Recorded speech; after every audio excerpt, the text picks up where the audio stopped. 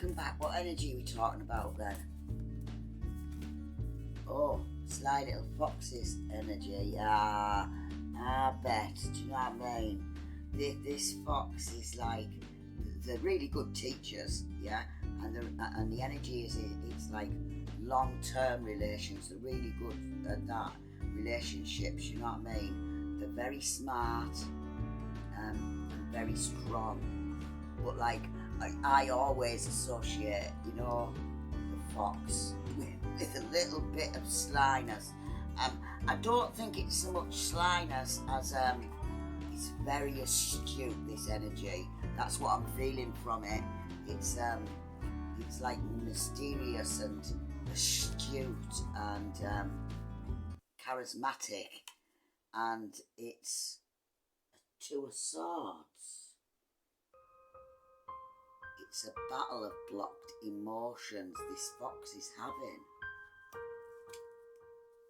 Right, this fox is having this battle, right, with blocked emotions. It's avoiding something. You're avoiding, if you're this fox, that you're avoiding something, and or the choice of, and then maybe trying to find strength, because here we have strength, and it can be really just like, God give me strength, that kind of thing. If you're in this, if they're in this, where's the, what did I say? Strength. It wants to Raaaarr. This wants to Raaaarr, right? 8 of Wands, it's coming in fast, right?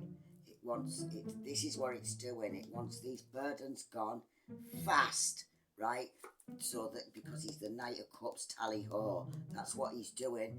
He's getting rid of these fast, right?